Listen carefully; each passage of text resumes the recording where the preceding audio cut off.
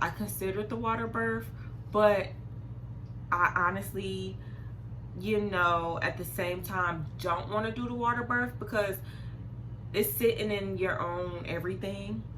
And I don't know if I want that on me. I don't know if I want it on me. Like,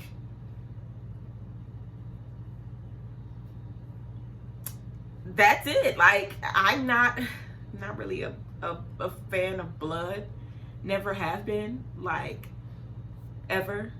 So, like, all of that and the baby and having a baby float in it, thinking about it is making me sick. So I'm doing a natural birth, and by natural, I want to be completely natural. I don't want any epidurals, unless it's like I have to. Like, I really sat down and discussed with my mom, like, my birth plan, and I did let her know that, hey, rule number one is that no one is to cut on me unless it is life or death between me and the baby. So we both agreed that that was something that, had to be done. If homegirl want to sit and bake for another 12 hours and everything's good, her heart rate is good, we're just going to have to and bake for another 12 to 24 hours because, look, I want a healthy pregnancy. I also want to be able to bounce back afterwards. Like I said, doing this alone, having a C-section will put me down for an amount of time that I really don't have. And I do know from, people close to me that C-sections are not the best route. And that, honestly, I hate to say it, most doctors do try to force it because they want to hurry up and get their, their schedule on the road. They want to get you out the way. And I am not okay with just getting out the way. I want to do a natural birth, no medications, completely all natural, woo-sign myself and learning how to breathe. We gonna see because I still don't know how to breathe yet. But, natural.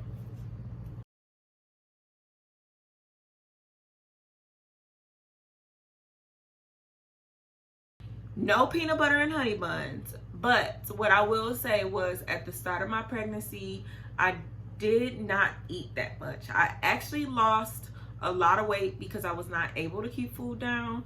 But what I was able to consume was a lot of, like, fruits and vegetables.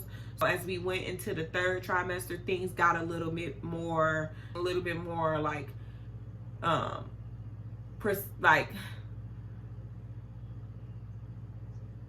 specific. My cravings are more specific than they are weird. But then again, they're not weird to me because I'm eating it and that's what she wants. But they're weird to my friends. So, like, my top 3 cravings are acai bowls, strawberries with Nutella and Cool Whip, and bagels with cream cheese and jelly. I don't do much more than that. Other than that, it's cereal and basic hot food. It can be either super duper sweet or super duper salty. That's the only thing that's weird for me, is like, I could be wanting some fried chicken, but I want it drenched in honey. Like, it's honey baked chicken instead of, like, fried chicken. Or, like, I want super duper duper salty food, So, no weird cravings for me, but they might be weird to y'all. So, let me know if they weird to you, if you don't eat none of that.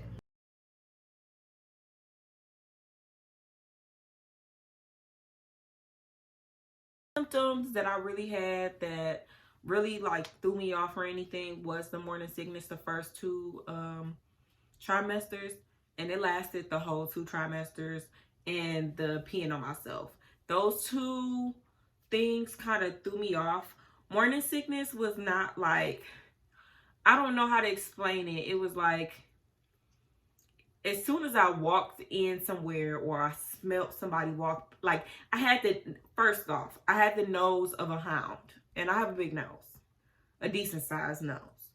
the nose of a hound. So I could literally smell anything and anyone and any fragrance and any ingredient and every ingredient. So everything smelled atrocious, especially meat. Meat that you could tell was like, my job has caterers come, and you could tell that the food was sitting for a little minute after it was cooked. Like, and when I say a little minute, probably an hour or more after it was cooked and it was just on the warmers. I could smell the fact that it was like technically old food because it wasn't fresh off the grill. That took me out immediately. Immediately. Nothing else did it. It was always meat and like people's body odor that like put me down. So morning sickness was something that I was not really quite ready for. I was always sick every day, all day, very sick.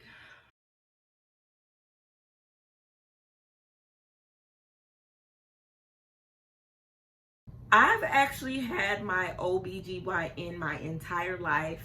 My OBGYN is has been dealing with my family for generations, and she still deals with my family.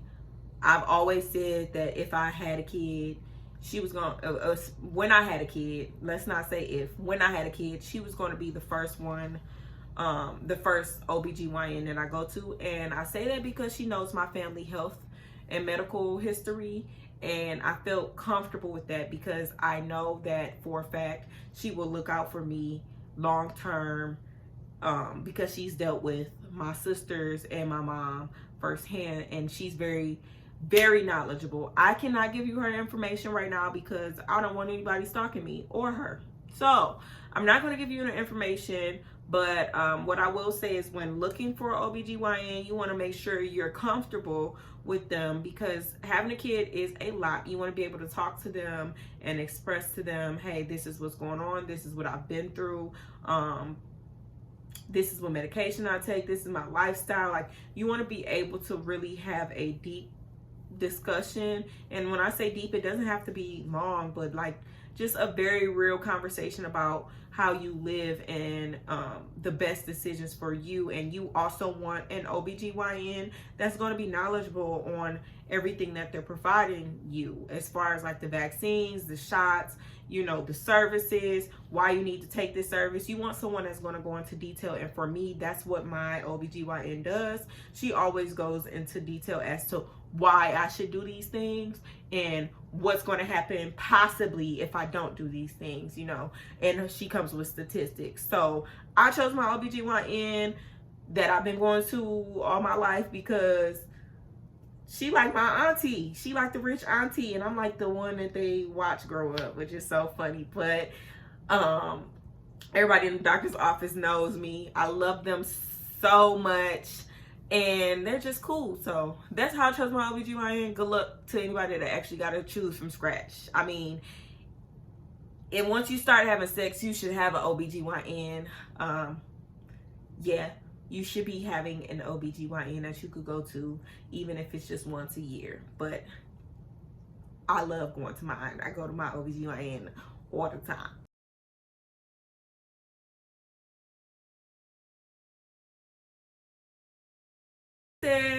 I told my best friend first, and I told my close friend group, because my close friend group actually asked me if I was pregnant like 2 weeks prior, and I was like, you know, because I didn't believe it. So I told them, and then I kind of got a little bit like in a dark place because the situation was not ideal for me. My mom is a pastor. I'm a preacher's kid, so I was more so concerned with her and her image. And she's not one of those people at all. Let me let y'all know that now. My mom's cool. She's great. We love Pastor B. Rob, okay? We love her. But I just, you know, because I grew up in a church, I was like, oh no, like this is about to be one of those things that I have to hear about from the pulpit of somebody else's pulpit, not my mama's, because my mama would never drag me like that, period. If my mama comes swinging verses first before you think you could ever get close enough to, but that's another story. Anyways, I just really considered my mom in the situation. I was like, didn't know what to do. And then the situation itself was like already like, so I was like, I'm not going to say I was considering abortion, because I really wasn't, because this was my first time getting pregnant in my whole 26 years of life. I've never, ever, you know, had any pregnancy scares, never came close to it. So for me, I was like, I don't know if this is a sign, but let's just go with the flow and see what happens. So along with that, I did take a plan B. So the fact that I took a plan B and, you know, am in this situation, it kind of it shocked me, you know. So after like getting depressed a little bit, I'll say it was like a mild depression, because I was worried about how my family and friends were going to react outside the ones that had already knew. I kind of ghosted my family a little bit. They tried to make it seem like it was work. My sister, who is very invasive, she realized that I was like kind of like not speaking to everybody as much as I usually do. And I'm very tight with my family, so we talk all day, every day. Wasn't responding to any group chats, any phone calls, nothing. So she called me and she was like, is there something you want to tell me? And I was like, girl, what is you talking about? And she's like, girl, stop playing with me. I already know what's going on. Like, what's going on? I'm waiting on you to tell me. And I'm like, what are you talking about? And she's like, you pregnant, ain't you? I said, girl, are you psychic? Because don't nobody know. I said, what are you talking about? And she's like, girl, I know you're pregnant. I'm going to just wait for you to tell me. And I still don't know how she figured out that I was pregnant. I'm guessing she had a dream or something. But she was like, you're pregnant. And I was like, yeah. And I just cried to her about it. And she was just like, don't worry, you know. We got you. It's the best.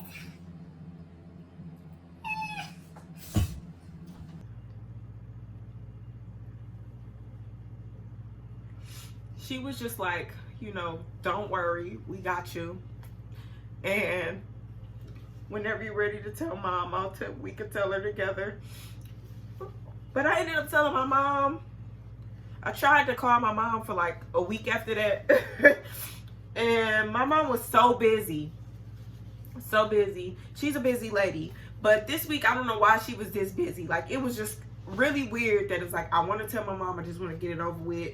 I'm so busy. So I'm calling her. I'm like, okay, Belinda, like, answer the phone.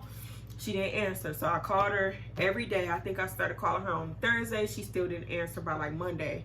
So Tuesday I called her at work, because the other sister ended up finding out, and I ended up telling the other sister, Diana, that I was pregnant. And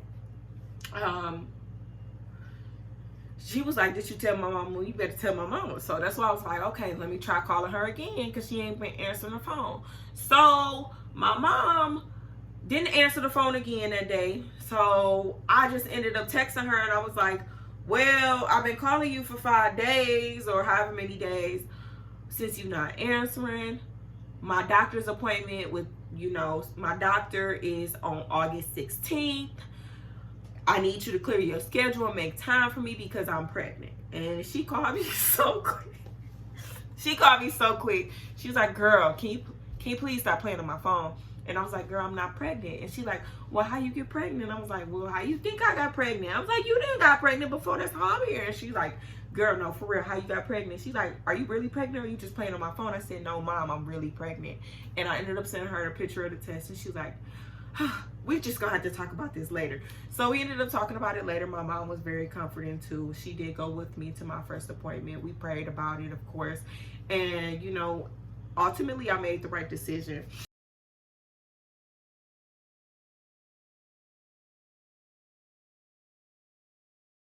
Everybody outside of my coworkers and my family, immediate family and close friends that talk to me daily, I told them via Facebook, I'm pregnant. It was just that simple, because I just wanted to get it over with. And the only reason why I told them like that was because I was like, I don't even know what was going through my mind. I don't even know. I really don't even know what was going through my mind. I think I just wanted to get it over with because people was asking me, D, where you at? Give it out.